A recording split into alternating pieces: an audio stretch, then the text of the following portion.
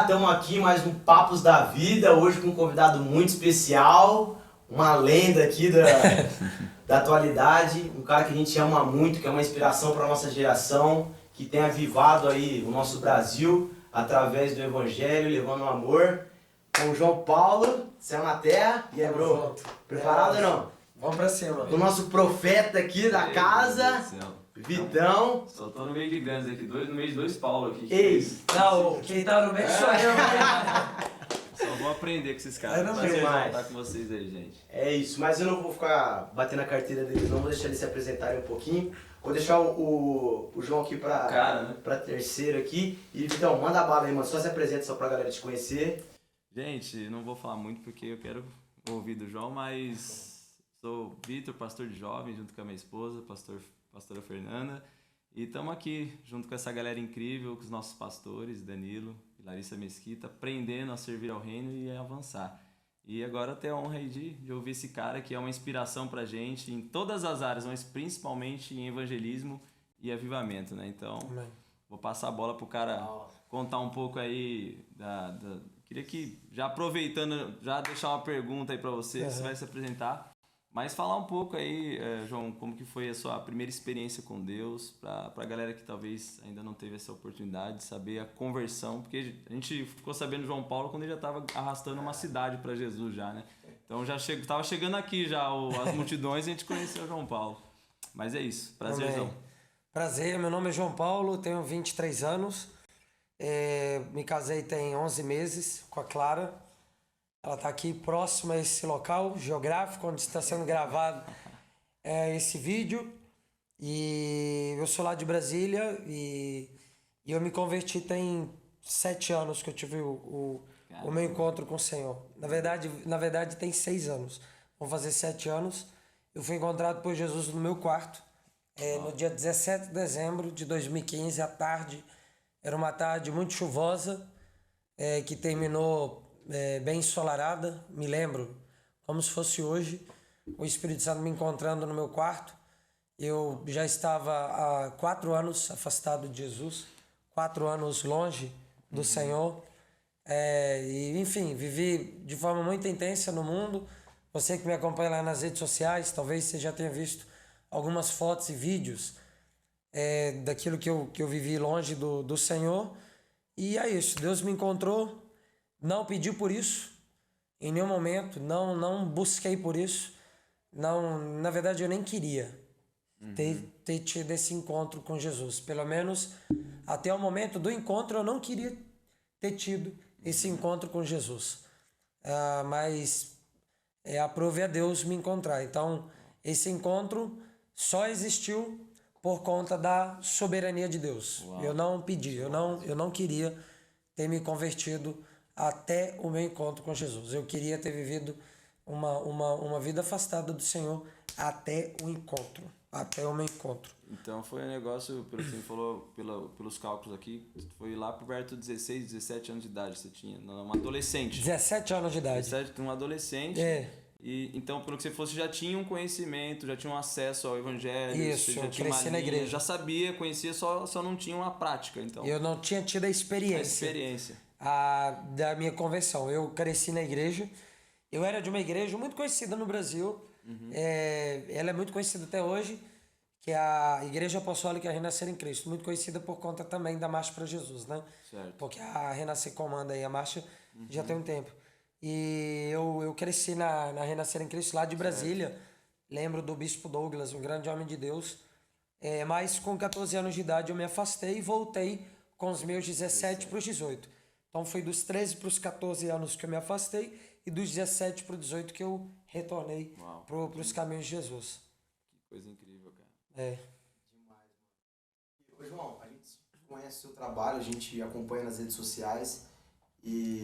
Mas assim, o que foi determinante, né? Você falou da sua vida cristã e tem muitos adolescentes, muitos jovens que nos seguem aí, que você teve um tempo que você se afastou e você voltou. Sim. Né? Que teve a sua experiência no quarto. E eu vejo agora no Brasil, eu queria que você contasse um pouquinho, porque muitas pessoas, muitas igrejas aí ao redor, né, dentro do nosso país, tem tido essa dificuldade de interação com essa geração mais nova, né, de linguagem e tal. E essa galera que nasceu no berço cristão não estão vivendo aquilo que os seus pais têm exercido, que eles têm vivido, que têm passado de geração em geração, que tem um buraco aí, né? Sim.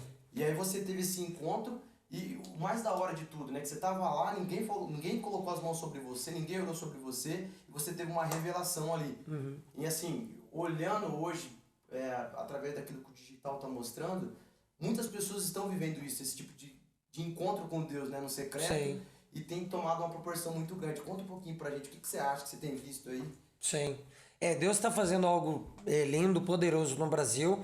E eu acho que um dos nossos desafios com essa geração, que é a nossa geração, essa geração de jovens, é a gente conseguir contextualizar a mensagem do Evangelho para eles, né? E isso significa pregar o Evangelho a partir do contexto daqueles que estão nos ouvindo. No caso, desse contexto da conversa, os jovens. Então a mensagem do Evangelho, ela não muda, mas a forma como nós entregamos essa mensagem sim muda, de época em época. Então Deus não é um Deus parado, imóvel. Deus é um Deus que se move, né? Isso significa que a forma da entrega da mensagem do Evangelho vai mudar de geração para geração. A forma como Jesus pregou o Evangelho não é a forma como nós pregamos hoje. A forma como os apóstolos pregaram não é a forma que nós pregamos hoje. Porque as mudanças sociais, as mudanças sociológicas nos pedem uma atualização digo e repito, não da mensagem, mas a forma como nós entregamos essa mensagem. Então, a gente precisa se desprender das formas e dos métodos antigos, concentrar no Senhor, nesse Deus que se move e contextualizarmos essa mensagem do Evangelho para esse público jovem. E também o jovem ele é muito sensorial, né? Principalmente o jovem desse tempo atual, contemporâneo, ele busca por muitas experiências. Por exemplo, eu usei drogas unicamente, exclusivamente porque eu queria ter tido na época uma experiência com o mundo que não era esse mundo aqui que nós contemplamos com os nossos olhos e tocamos com as nossas mãos. Por isso que eu fui para as drogas sintéticas, o êxtase, LSD, tive overdose. Então assim, eu só voltei para Jesus porque eu tive uma experiência com ele. Eu não teria voltado assim, obviamente. Me entende? Eu teria voltado porque Deus é poderoso. Mas eu não teria voltado no dia 17 de dezembro de 2015 se eu tivesse tido contato só com uma pregação. Então, foi uma mistura ali da mensagem, sim, do verbo que eu tinha escutado anos antes, lá na Renascer em Cristo e também em outros lugares, em outras igrejas que eu fui em evento.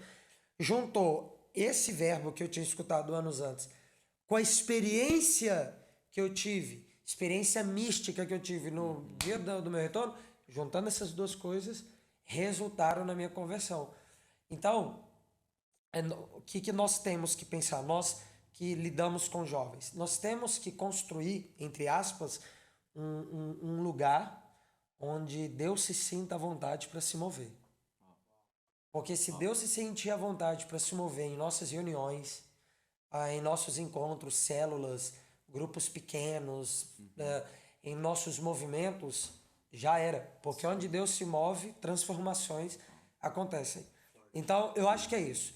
Nós precisamos contextualizar o Evangelho para essa nova geração e não esquecermos das experiências místicas que Deus tem disponibilizado para nós desde do início da religião cristã. Porque se nós tiramos as experiências, essas experiências sobrenaturais, místicas, o Evangelho vira só mais uma filosofia. E aí eu não preciso ir para a igreja para me converter. Eu faço faculdade de teologia e nasço de novo. Ô, João, aproveitando isso daí, eu acho que a galera que acompanha sabe que uma das vertentes suas, o que é forte em você é o evangelismo urbano. E Isso. uma das coisas também que para mim foi até inovador, porque você trouxe isso a público, foi o fato de você entrar nas raves, você Sim. ir nas baladas, você ir nos ambientes onde a gente pensaria que, cara, não dá para pregar nesse lugar.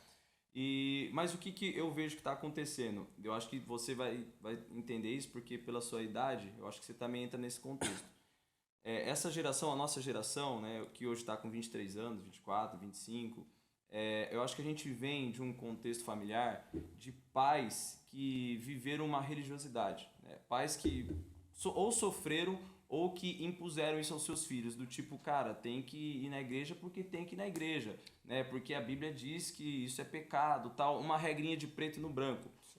Por isso que muitos jovens nunca se interessaram, porque aí entra nesse contexto, não era inspirado a ter algumas experiências. Sim. Tinha o que você falou, o verbo, a revelação, mas não tinha a interação com o Espírito. Isso machucou eles. Sim. E aí gerou aquela psicologia reversa. Então, tipo assim, o pai falava para buscar, automaticamente ele queria não buscar. Não faz, ele fazia. E aí isso engessou muito, e hoje sim, a gente vai falar, eu digo pelos nossos movimentos nas faculdades que nós temos, com os jovens, vai falar de igreja para os jovens hoje, eles, cara, às vezes nem quer ouvir. Não é nem falar assim, não é porque a gente está querendo trazer eles para a igreja, mas porque eu acho que biblicamente nós não podemos esquecer que a igreja, ela é a noiva de Cristo, a igreja é o corpo, né? Quando a gente tem as promessas de Jesus de que o inferno não vai, as portas não vão prevalecer diante da igreja. Sim. Então assim, uma coisa é a religiosidade, uma coisa é a igreja. Sim. Mas assim, eu vejo que eles foram muito feridos, né? Eles foram muito machucados, mas a gente também está começando a dar eu percebo isso, não sei se é a sua percepção, que está começando a ter também uma repulsa muito grande com o termo religião. Mas assim, se olhar a questão da sã doutrina, isso é importante, cara. Sim. Porque vamos dizer que se você só tivesse a experiência e não tivesse o verbo, o conhecimento, será que hoje você estaria aqui? Ou nunca. Seria porque por experiência, eu acho que conferências dão experiências, né? Então, eu queria que você falasse assim, como que foi depois, assim, como que você desenvolveu depois de ter experiência, né? Porque às vezes a galera olha e fala, cara, eu quero ter uma experiência. Deus vai dar. Sim. E o que você faz com essa experiência depois? Porque tem esse preconceito com a religião, com a religiosidade, mas eu acho que os caras às vezes começam é a geração dos extremos, né?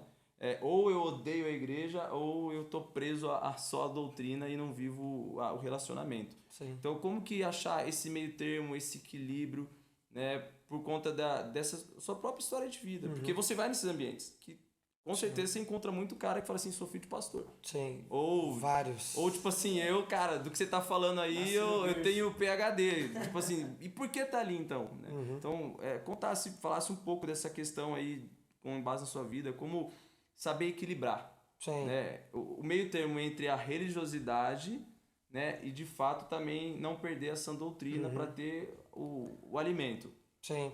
O primeiro ponto, assim, eu vou dizer isso tendo consciência que muitos jovens me escutam. Então, eu quero falar algo.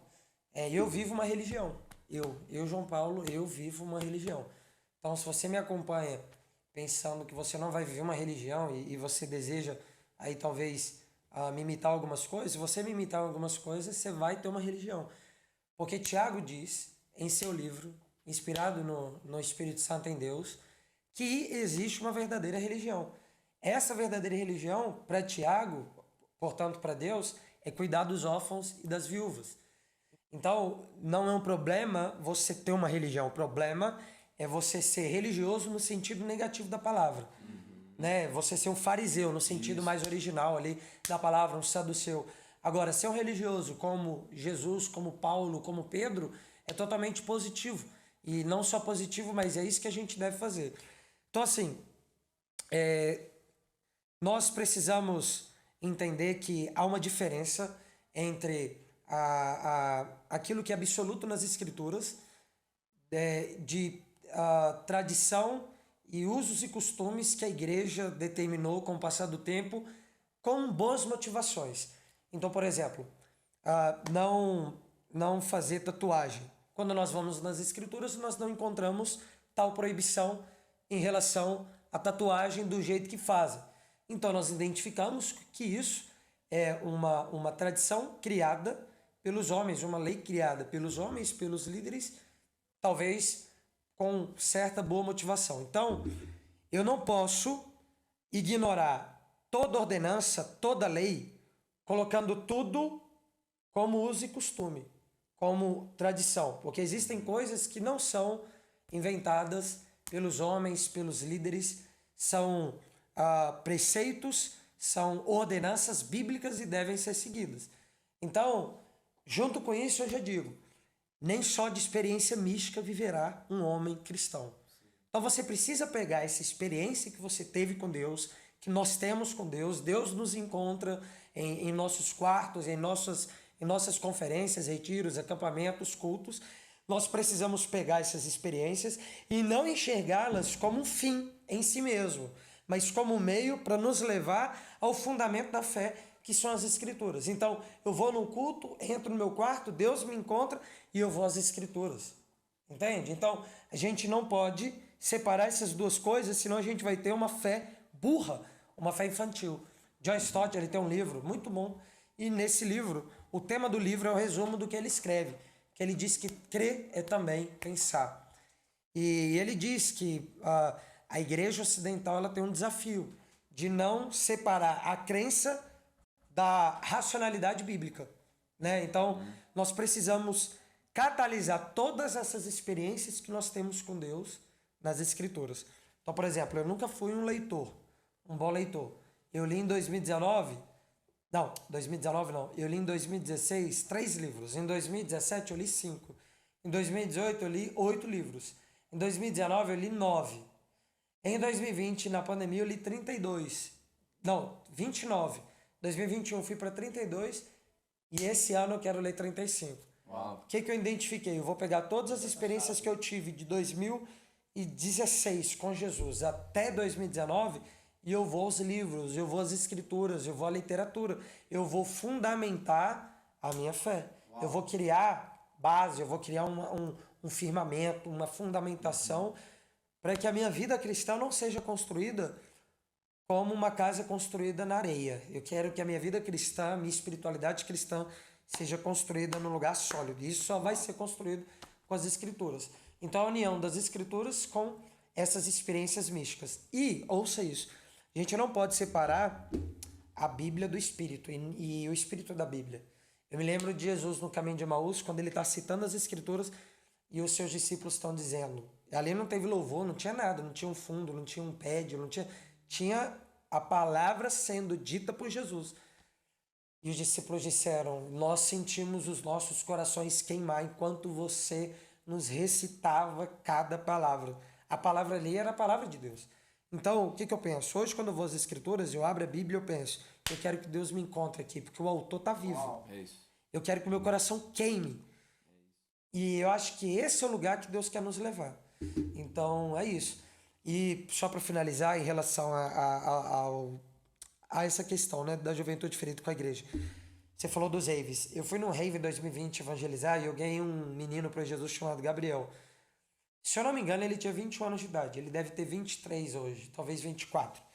E olha que bizarro. Ele foi expulso da igreja. Eu até falei o nome dele, né? Mais ou menos. Não, mas é de boa porque já é público isso. Já é isso. E também já é, de certa forma, público. Mas ele estava no rave, eu não vou contar a experiência toda pelo tempo, mas o resumo da história é o seguinte, ele foi expulso da igreja. Na verdade, ele não foi expulso da igreja. Ou foi? Convidado eu vou retirar. Tipo, mas foi isso. Mais ou menos isso. Eu vou citar e você classifica da forma que você quiser. Mas o pai dele, mano, bizarro, inacreditável. O menino fez uma tatuagem e ele era de uma igreja muito tradicional. Eu não vou citar o nome da igreja por respeito. É gigante a igreja. E o pai dele, pastor, seguindo a tradição da igreja, proibia todos os membros de tatuar. De boa. O problema é que o filho dele tatuou. O filho dele, pelo costume da igreja, andava de camisa de manga comprida. Então ele tatuou no braço, na região aqui do cotovelo, pegando o tríceps. E como ele andava de camisa social, e quando ele ia para a escola, ele também ia de manga comprida, pela tatuagem, não pelo clima, pela tatuagem, o pai dele não descobriu por um tempo. Passado alguns meses, o pai descobriu. Quando o pai descobriu, vendo que a tatuagem tinha sido cicatrizada, ele chamou o filho dele no canto. Isso foi no domingo, depois de um culto. E ele disse, filho, a situação é essa e essa e essa. Seu pai é pastor de uma igreja, ele cuida de congregações e vai pegar mal se descobrirem que o filho do pastor da congregação tatuou. Então, isso que você fez foi errado. E é o seguinte, eu vou ter que fazer algo.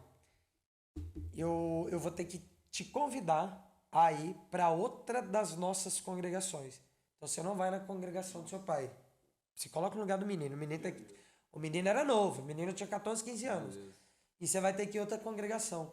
Resultado, ele foi, acatou. Ele era um menino de, acho que ele ia fazer 15, ou ele já tinha 15. Ele ficou um ano na igreja depois disso. Quando deu 16 para 17 anos, ele, com aquele rancor guardado, né? Obviamente, claro, qualquer um guardaria. Ele pensou, cara, se meu pai fez isso, meu pai, se é nome de Deus, fez isso, Deus não deve existir. Deus deve, ou se ele existe, ele me odeia. Aí ele se desligou da igreja, foi morar só. E eu encontrei ele no rave. E no rave ele teve um encontro com Jesus. Deus falou, abrace ele. E uma história sensacional. Só para fechar o testemunho. Eu vou falar, talvez ele veja esse vídeo. Eu vou colocar no passado. Mas ele era homossexual. Deus falou, você vai abraçar ele. Você é homem, você vai abraçar ele. E você vai dizer que você o ama como irmão em Cristo. Você vai declarar isso sobre a vida dele. Porque eu escolhi, ele é meu filho. Ele é meu filho. Ele pode não viver como hoje, mas ele é meu filho, eu determinei isso. E você vai dizer que eu o amo. Abracei, ele chorou e ele foi marcado por Deus. A última informação que eu tive, eu não tenho essa informação, talvez tenha uns 5 meses atualizado, mas ele estava indo numa igreja, numa PIB.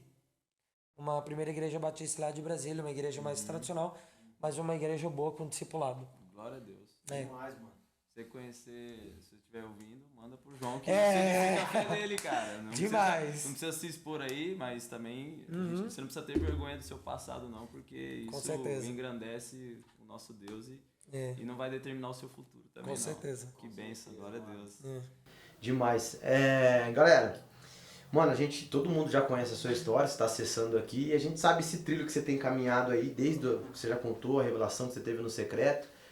Mas com certeza teve mentores, pessoas que até hoje você tem pessoas que te auxiliam. Conta um pouquinho pra galera por que eu tô falando isso. Que tem muita gente com fome, sede, quer fazer, tem vontade, só que às vezes não quer se submeter a uma mentoria, não quer se submeter a uma visão, uma missão, né? E às vezes acaba morrendo na praia porque não cabe ser, não fica submisso a um líder. Faz o confronto. Conta um pouquinho pra galera que tá assistindo, porque assim, a gente tá vivendo hoje, até por causa do digital, uma explosão. Sim. Né? Todo mundo quer fazer, mas ninguém quer aceitar o processo. Então assim, eu vou começar já honrando a vida de um homem, que é o meu pastor Gustavo Paiva, mais conhecido como Guga, né? Muita gente conhece o Guga. E ele é o meu principal mentor, como meu pastor. Né, a gente senta aí talvez a cada 15 dias, eu e ele, hoje. Né? Antes era mais, agora eu tô casado, eu moro mais distante de onde ele mora também, então cada 15 dias a gente tem uma mesa, eu participo do discipulado semanal que ele tem ali com uma galera jovem da minha igreja. Então ele é o meu principal mentor. Além dele, aprendo muito com a minha esposa, obviamente, uma grande mulher de Deus. O meu sogro me ensina muito, é outro mentor que eu tenho. E aqui eu vou abrir um parênteses para você entender, né? O porquê que eu tenho muito mentor e se isso é saudável. Eu me lembro de 1 Coríntios capítulo 4, versículo 20, se eu não me engano. Se não for versículo 20, está lá no capítulo 4. Quando o autor dessa carta, Paulo, ele diz, embora vocês não tenham muitos pais, vocês têm muitos mentores. Então, aqui ele já diz que a igreja de Corinto tinha muitos mentores na fé. E dessa mesma forma eu tenho. Então eu tenho o meu pastor, tenho o meu sogro, que é um presbiteriano, é um cara que lê muito. Todo mês ele me dá livro para eu ler. E a gente senta e conversa sobre o que foi lido. Então é um cara que me ajuda muito ali nas escrituras. Tem um cara também que hoje eu não sento muito com ele. Na verdade tem tempo que eu não sento com ele, mas ele já foi um mentor para mim de certa forma, que foi o Gilberto Araújo. Até por morar lá em Brasília, ele mora próximo de mim. Então é isso, eu costumo dizer que eu tenho mentores na literatura. Uau. Porque quando eu leio um livro, hoje eu não leio o livro por ler. Eu leio sabendo quem escreveu. Sim. E todo livro que eu leio, eu faço estudo no livro. Então eu costumo dizer que eu tenho mentores na literatura. Então hoje eu estou lendo um livro, que é o Problema da Pobreza, do Abraham Kuyper. E eu tenho ali, hoje, quando eu vou ler esse livro, eu penso, o Kuiper tá me mentoreando nesse mês, nessas semanas da leitura desse livro. Então eu acho que todo jovem, e não só jovem, todo cristão precisa de mentores. Sim. Faz parte do nosso processo de aprendizado. Faz parte. Todo mundo teve e nós precisamos ter também. Então abrace o seu processo. Abrace de aprendizado. Você tem que aprender com alguém que já está caminhando um tempo maior na fé do que você. E eu acho que isso vai te auxiliar demais. E a nossa geração precisa honrar mais quem veio antes. Uau. Deus me falou isso em 2018, o que é óbvio, mas ele compartilhou comigo ali no secreto, né? Não é uma revelação, isso é o óbvio, mas para mim foi uma revelação que me impactou, porque ele diz, João, tem muito pai na fé com depressão e tem muito da sua geração, muitos da sua geração estão com problema com egocentrismo, com a idolatria de si mesmo, né? E ao mesmo tempo tem pais na fé da sua geração, homens e mulheres de cabelos brancos, que estão depressivos, solitários, e aí Deus ministrando no meu coração. Sabe por quê? Sabe por que muitos da sua geração estão idolatrando a si mesmo, e no mesmo tempo existem pais na fé depressivos, se sentindo abandonados e solitários? Porque a sua geração deixou de honrar aqueles que vieram antes para honrar a sua própria geração. E isso é complicado porque não estou falando que você não pode honrar a galera aí da sua idade. Mas se você for me honrar, eu quero que você honre no mínimo 3 vezes mais quem veio antes. Por quê? Porque eles têm muito mais preparo para conviver com o peso da honra do que eu. A geração que veio antes tem muito mais preparo para conviver com a honra dos aplausos do que nós. Então a nossa geração convive com curtida, com like, com essa questão de Instagram, de TikTok. A geração que veio antes pregou o evangelho em tempos onde ser cristão era a mesma coisa que ser careta. Eles precisam de honra, mano. Então, nada do que a gente faz hoje foram nós que plantamos. Nada. Tudo foram homens e mulheres de cabelos brancos que plantaram. E muitos deles já estão mortos. Aí eu me lembro, que eu encerro, né? Para responder essa pergunta, eu me lembro. Isso foi em 2018, Deus trouxe isso no meu coração. Eu fiquei tão maluco que eu comecei a ir atrás de pais na fé do Brasil só pra sentar e ouvir. Fui atrás do Márcio Valadão, paguei passagem só pra ir atrás do cara. Fui lá em Belo Horizonte, sentei com ele numa pizzaria, esperei ele cumprimentar. Isso aqui já é um testemunho. Eu vi ele cumprimentar. Eu vou chutar por baixo pra não errar exagerando, né? Eu acho que ele deve ter cumprimentado uns 900 membros da Lagoinha no final do culto. E quando acabou esse momento ali, apertando a mão de cada um, ele falou, vamos comer. A gente foi numa pizzaria. Cara, eu sentei com ele só pra ouvir, não falei nada. Só ouvi, aprendendo. Aí eu fiz isso com o Valnice Milhomens. Então toda igreja que eu ia, eu sentava pra ouvir, pra aprender, pra honrar também. Aqui quando fui na Marília, eu vi o Domingos compartilhar as histórias dele. Então assim, e aí em 2018 eu pude, infelizmente eu não pude sentar com ele, mas eu fui me despedir dele, né? Eu fui me despedir do pai na fé da minha cidade, que é o Vilarindo, no enterro dele. Eu ouvi pregar quando criança, porque meus pais iam na igreja dele, mas eu não lembro de nada. Mas nesse contexto de querer honrar os pais na fé, sei lá, um mês depois o Vilarindo partiu. Eu falei, cara, eu vou lá no enterro dele para honrar o que ele fez pela minha cidade, pela minha nação. E eu lembro, eu botei a mão assim na mão dele e olhando para ele eu disse, obrigado.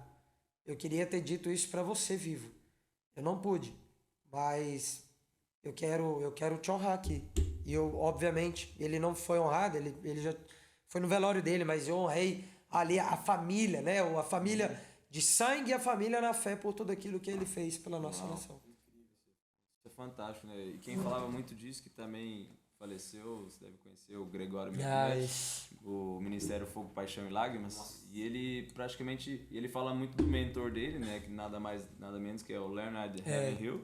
Que quem já leu o livro dele lá, né? Porque tarde o Pleno Avivamento vai entender um pouquinho. Mas ele falava muito sobre isso, sobre legado, tanto que antes dele falecer, antes dele partir, né, ele morava lá no Paraná, em Londrina, tinha lá a caverna de Adulão, que ele cuidava dos dependentes, só dos caras que... Né, realmente como uma caverna de Adulão, com os caras desprezados. E ele prega, tem um vídeo no YouTube dele falando sobre isso, eu já vi umas par de vezes. E ele fala sobre legado, cara, sobre honrar legado. E ele fala que chegou um momento que o Espírito Santo impulsionou ele a ir lá nos túmulos dos grandes dele, honrar. E ele foi no túmulo do Leonard, começou a chorar lá e falar assim, eu vou honrar sua memória aqui, eu vou honrar sua memória aqui, porque você deixou um legado para mim. E eu sei que você tá na glória, mas o seu legado ainda fala, o seu legado ainda fala. E aí ele tentou transmitir isso e com certeza conseguiu, porque quem segue ele, a galera que ouviu ele, até hoje, né, transmite essa questão. João, aproveitando aí que a gente está falando sobre avivamento, né, falando algumas questões sobre evangelismo, aproveitar essa parte um pouco mais prática sua, né, para a gente aprender, né, essa questão de quem está no dia a dia ali no campo. Como que você poderia aconselhar hoje? A gente tem uma galera, né, tem o próprio Negrete aí, que é um cara aí que é fantástico, flui na unção do evangelística, né, olhando aí pelos os nossos 5 ministérios, Efésios 4:11, a gente crê na vigência deles, assim como dos 9 dons.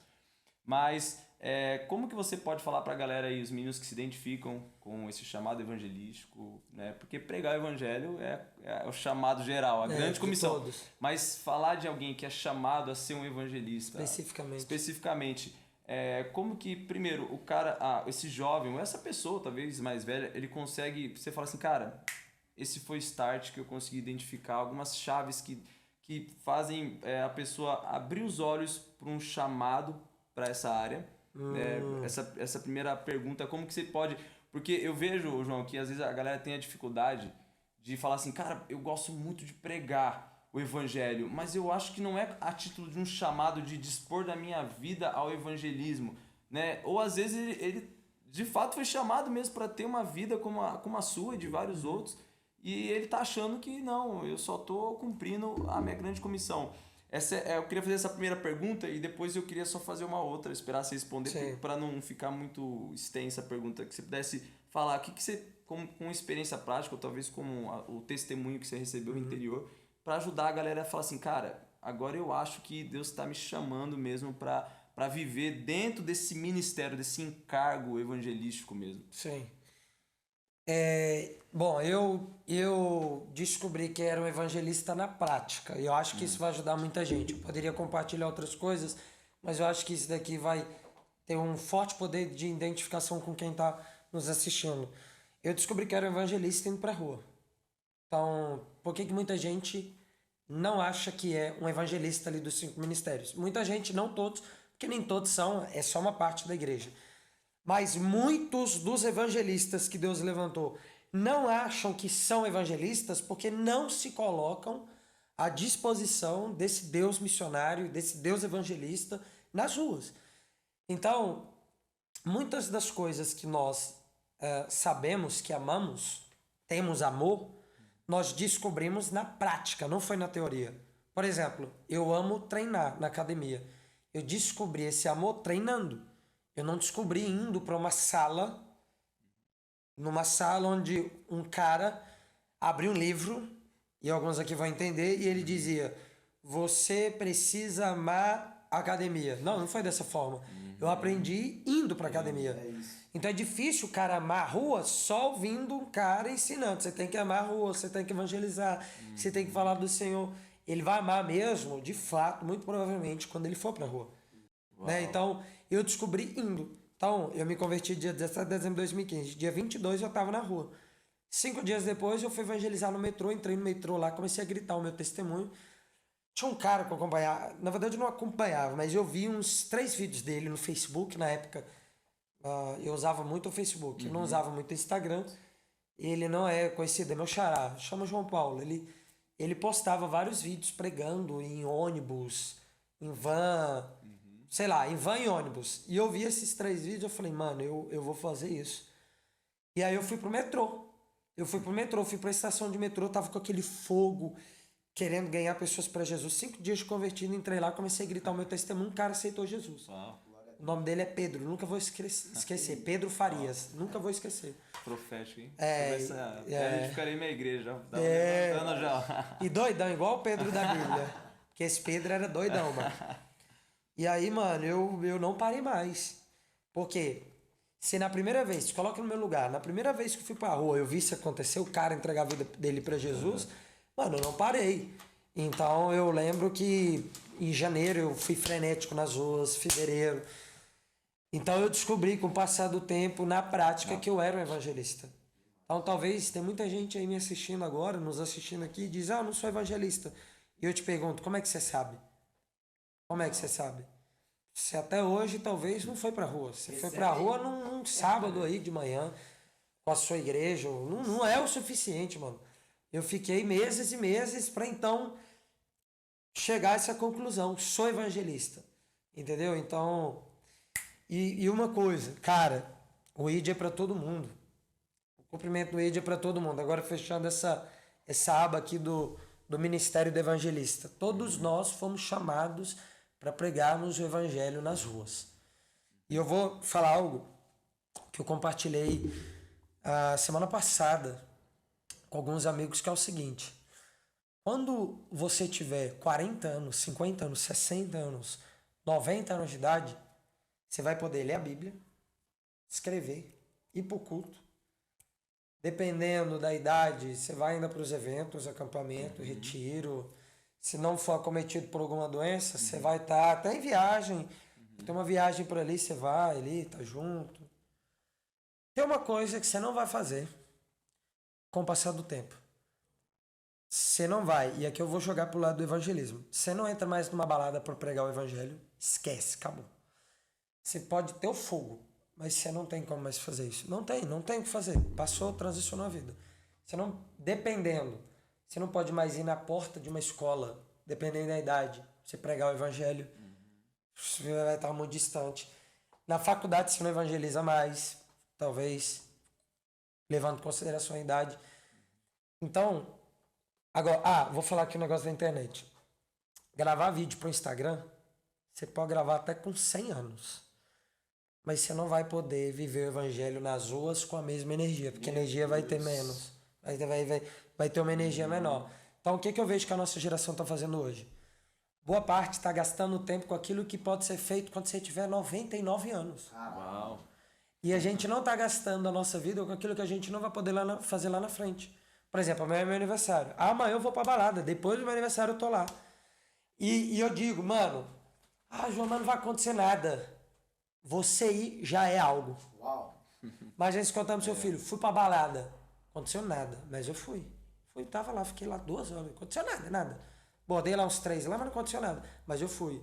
Já é uma história pra contar. Você não ter ido não é uma história pra contar. Não faz sentido chegar alguém e falar, não fui evangelizar. Isso não é uma história que alguém quer ouvir. Agora você pode falar, fui lá na padaria, comprei um pão, sentei lá, tomando meu café, deixei meu celular de lado, olhei para um cara bem nos olhos dele e eu disse, Jesus te ama. Ele olhou para mim e ele começou a chorar. Já é uma história. Fui pra rua, saí do culto, no semáforo encontrei um morador de rua. Desci o vidro, ajudei ele com R$2, ele me deu um abraço e ele ficou emocionado. Outra história para contar. Agora vamos mais underground. Um jovem, adolescente, que tem como. Acabou o culto, fui pra balada, fui pra uma festa de 15 anos da minha amiga. Ganhei um cara lá pra Jesus, falei de Jesus. Abracei minha amiga, ela chorou porque queria suicídio. Outra história para contar. Agora, tava em casa, li a Bíblia. Não é uma história, li a Bíblia, só ler a Bíblia? Não são histórias para contar. Então assim, vivo o evangelho com essa consciência. O que eu posso fazer hoje, lá na frente provavelmente eu não vou poder. E o que eu posso fazer hoje que lá na frente eu não vou poder. Faça isso. Uau. Aproveite o tempo que você tem. Demais. Aproveite a juventude, entregue tudo para Jesus e viva de forma... Deixa para descansar depois. Depois dessa vai, né? Deixa para descansar. O mercado não sai de casa para pregar o evangelho. Aí a gente vai deixar gravado aqui para o João um dia mostrar o vídeo. Eu tava aí, eu avisei. Agora... Tá aí quebrado. Vai pra balada velho e vai passar vergonha. Ô João, e a outra pergunta que eu ia fazer para complementar a prática. Aí beleza, né? Então a galera vai pra rua, a gente crê que a galera depois disso vai queimar mesmo. E agora, como que faz para eles saberem o momento certo? Porque assim, você falou que você teve uma vida de conhecer as coisas do mundo e tal. E nós sabemos porque a palavra nos fala, né, quando a gente lê lá no livro de Gálatas, né, a partir do capítulo 5, que existe uma militância entre carne e espírito. Então, ou seja, a gente não converte a carne.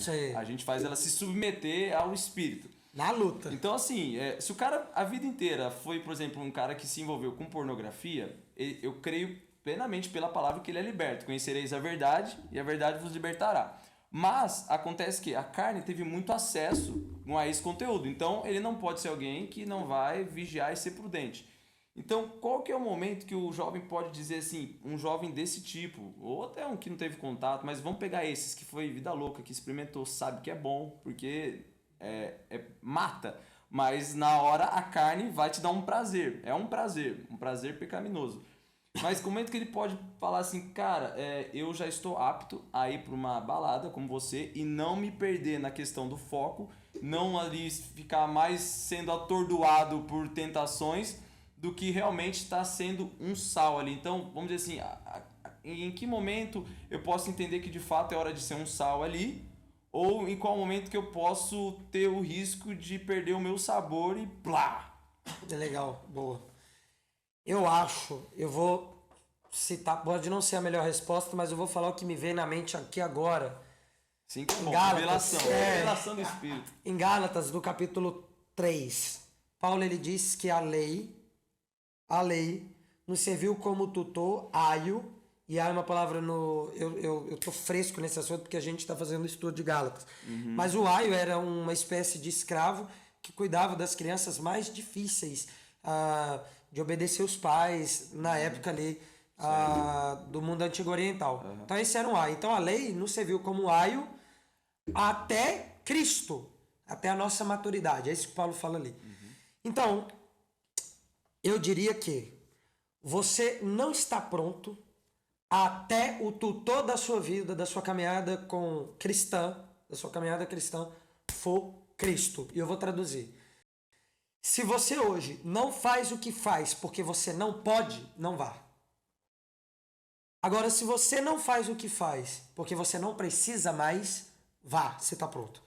Porque um crente que vive justificando as coisas que não faz por uma suposta proibição, ele assume nas entrelinhas o quê? Eu vivo ainda pela lei. O que não é errado, pelo menos no início da sua conversão. Eu vivi assim. Eu lembro, eu fumava muita maconha.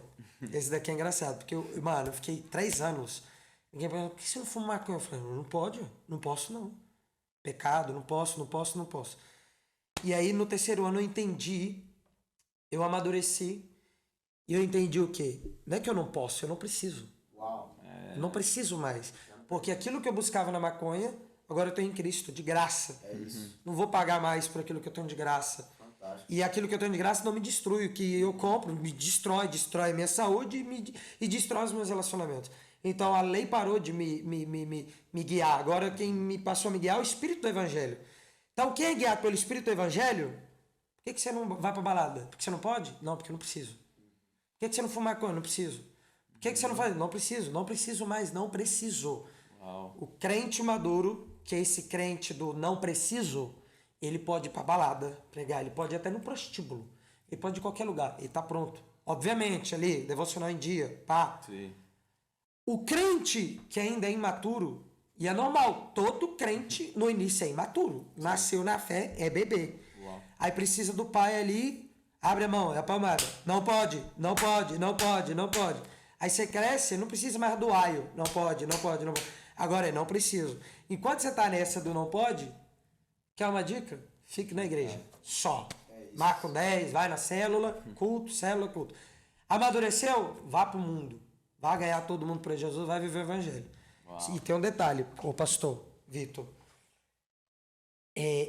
Não se esconda por detrás do não estou pronto. Porque se um jovem me diz não estou pronto, eu falo, amém. Boa. Então vá para casa se preparar. Não é. Ok, vá para casa. Não, vá para casa e se preparar. O mundo tá aí à sua espera. Sai dessa inércia. O cara me fala, em 2019, não tô pronto. Beleza, vai pra casa se preparar. Eu volto em 2021. Bora? Tô pronto não. Ué. Aí, não, beleza. 2 anos? Tá, cada um tem o seu processo. Sim. Precisa de mais um ano, então. Aí volta 2022. E aí, vamos? Não tô pronto. Opa, calma aí. Entendeu? E aí a gente começa a questionar. Então, você não tá pronto hoje, mas você deve se preparar para essa guerra. Uau. Não se esconda por detrás do seu não estou pronto. Não tá pronto? Beleza. Mas vai se preparar, porque tem um mundo aí esperando ouvir o evangelho através de você. Então saia da imaturidade, saia da vida cristã sendo guiada pelo aio da lei. Não pode. E vá viver uma vida cristã onde você é guiado pelo Espírito do Evangelho. Não preciso. Uau. E aí acabou. Poderoso demais. Eu acho que o João explicou pra vocês quando o Paulo fala, né? Que, pô, gostaria de dar um alimento pra vocês, mas precisa do leitinho, tapinha aí, do tapinha, pô. Mas, cara, fantástico isso. Eu acho que foi uma explicação. Você já viu as caixinhas de pergunta que tem aí? A gente vê a saúde espiritual da igreja. Pode tatuagem, até hoje. Aí é tipo, imagina o Paulo bem assim, oh meu Deus, é igual o que você falou. Eu queria dar um negócio melhor, mas vamos então. Leitinho. Não, pode, não pode. A gente acompanha bastante, né? É que o André Valadão O ficou André. famoso agora com um jeito engraçado, mas eu vejo também o Lipão. Ai, meu Deus. Nossa, o do Lipão céu. acho que ele já até cansou o Vilas Boas, né? Porque abria, sempre tinha uma perguntando pra ele de tatuagem, cara. Os caras já falavam, meu, eu vou gravar. Estão pondo agora no feed, que os caras falam, vê lá no meu feed, porque não é mais story que não é vocês possível. falam. Porque, mas isso daí é fantástico, cara, que você falou. Eu acho que realmente foi uma revelação das escrituras. Sim. Que, cara, é o que a nossa galera precisa ouvir. Porque isso que você falou, pra mim, a gente gosta de falar aqui pra galera que é muleta. Né? Igual tem gente que fala assim, cara, eu não mudei de vida ainda porque o meu pai, sou ferido com o meu pai. Né? Beleza, então é o que você falou, vamos tratar. O Espírito Santo tá aí, né? Jesus te libertou pra você ser pleno. Aí quando você tá lá trabalhando o cara, percebe que trata essa área, aí o cara continua ainda com uma vida desregrada, porque a desculpa para não andar com Deus e servir é porque eu não consigo, isso dói demais. Você tira a dor, o cara continua. Então, na verdade, é isso que você falou. Ele não quer, tipo, Vacilão. meter a cara. Mas foi incrível, cara, essa explicação. Demais. Galera, Tamo junto. o nosso papo da vida tá chegando ao fim aí. Foi uma meia hora aí muito fantástica, incrível mesmo, João. Tamo junto. E rapidinho pra gente finalizar, enquanto eu tava vindo pra cá, tava conversando com a minha esposa e falei pra ela, meu, a gente tá vivendo um tempo tão fantástico, né? Porque tem tantos jovens, né, assim como você e outros que estão aí despontando e têm sacrificado a sua carne, as suas vontades pra viver algo incrível e eterno, né? E assim, ter você aqui hoje nesse bate-papo realmente é uma honra, né? Que a gente possa fazer muito mais vezes isso. Amém. Né? Você é uma inspiração, é um tesouro que a gente tem hoje aqui no Brasil, que muitos desses jovens hoje, desses adolescentes que estão almejando algo a mais, né, Vitão? Que tem aí querendo fazer a diferença, né? Às vezes se esfriou na fé, mas tem olhado para o seu ministério, olhado para a sua vida. Sim. Cara, que Deus continue conservando esse vinho, lapidando você, levando você cada dia mais longe. Queria te agradecer por esse momento. Amém. Né? Tamo junto. É isso, mano. Foi uma honra. Obrigado, viu, pastor? Pastor Vitão e pastor Negrete. Tamo junto. É o Paulo, mas aqui a gente conhece o Negrete, mano. Mas é isso, também queria agradecer aí. O Negrete já tem essa honra todos os dias aqui, mas é sempre uma honra também estar com ele, meu parceiro de ministério. Tamo junto. Mas com você também, cara, é uma honra. Tudo que você falou aqui pra gente aí nos 30, 40 minutos desse podcast, com certeza vai render uns 30 anos demais. aí de vida aí. Principalmente pra nossa galera, então é uma honra, um privilégio. Amém. E quando você fala que você tem 7 anos de convertido, eu fico já fazendo umas contas. Falo, mano, imagina esse cara daqui uns 7 anos, onde que ele vai chegar. Amém. Fantástico. Então é um privilégio, cara, ter a sua unção aqui sobre isso. nós. Amém. Que você sempre esteja com a gente mesmo, Amém. nos ensinando e, igual você falou, põe a cara mesmo, cara. Seja esse cara ousado, porque o seu ministério é marcado pela ousadia. Amém. A ousadia que vem do Espírito. Amém. Mas é isso, prazerzão. Tamo junto. Foi uma honra.